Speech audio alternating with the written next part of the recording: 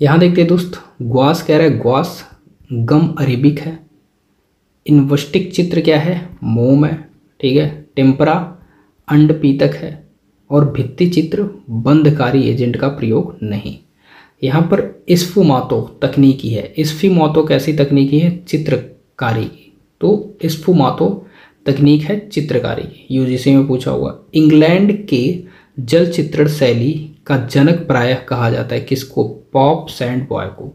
तो पॉल सैंडबॉय को। ग्रेफाइट शब्द की उत्पत्ति हुई है दोस्त ग्रेफिटो से, याद रहे, ग्रेफिटो से, यूजीसी में पूछा है।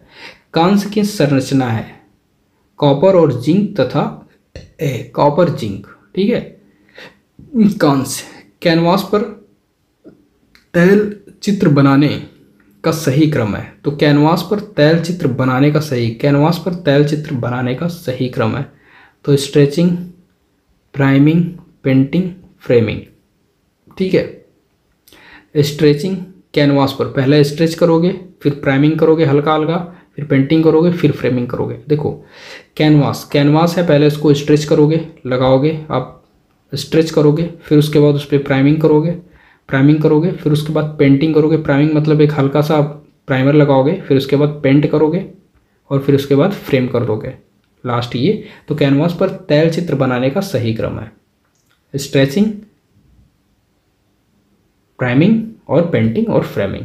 वॉश पेंटिंग में तकनीक का सही क्रम है दोस्त। तो सोकिंग है, माउंटिंग है, ड्राइंग है, कलरिंग है। तो वॉश पेंटिंग में क्या है, तकनीकी का सही क्रम है। तो सोकिंग, माउंटिंग, ड्राइंग और कलरिंग। ठीक, याद रहे। यहाँ लिसीड ऑयल चित्रकला के लिए, रेजिन क्या है, प्रिंट मेकिंग के लिए प्रयोग होता है। ग्रॉक क्या है दोस्त, सिरेमिक। और पतीना ये आपका धातु मूर्ति शिल्प हो जाएगा। कैनवास पर तैल चित्र बनाने का सही क्रम है, फिर से पूछ दिया, स्ट्रेचिंग, प्राइमिंग, पेंटिंग, फ्रेमिंग। ठीक है दोस्त, थर्ड पेपर दोनों एक ही में दे दिया है। यहाँ पर कोलाज चित्र का माध्यम है, कागज की कतरन। तो बताया था मैंने, छोटे छोटे पार्ट में काट करके एक सतह बनाते हैं, फिर उस पर चित्र बनाते हैं ना।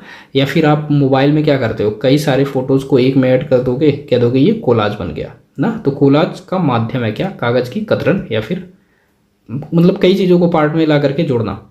फोटो की कतरन से बना चित्र कहलाता है कोलाज। ठीक है, फोटो की कतरन से बना चित्र कहलाता है कोलाज।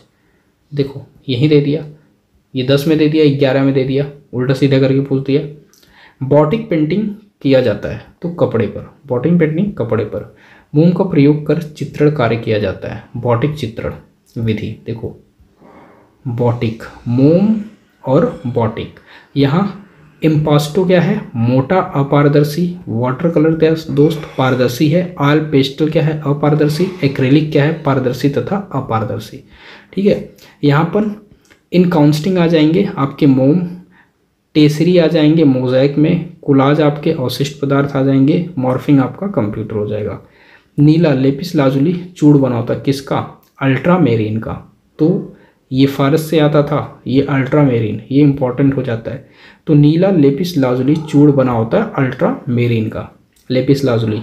एम्पेस्टो तकनीकी है दोस्त चित्रकला से, वह साधन जो मूल सतत तान टोन के रूप में बिंदु के आकारों में मोड़ता है। तो हाफ टोन। ठीक है, तान टोन, हाफ टोन। यहाँ देखिए जल रंग पारदर्शी होता है, एम्पेस्टो क्या होता है, बहुत सघन रंग होता है। स्टेपरिंग क्या होता है, सूक्ष्म बिंदुओं का फव्वारा होता है। और गुआस होता है प्रत्येक रंग के साथ सफ़ेद को मिलाना। यहाँ रेखांकन में सामान्यतः प्रयोग किया जाता है दोस्त 4B पेंसिल। तो रेखांकन में 4B। जल रंग और तैल रंग चित्रण में होता है ड्राई ब्रश संघात विधि का। ठीक है, ड्राई ब्रश संघात विधि का। तो आपके लिए ये इम्पॉर्टेंट हो जाता है, ये इम्पॉर्टेंट हो जाता है और ये इम्पॉर्टेंट हो जाता है। इसको ध्यान में रखिएगा। ठीक है, ओके।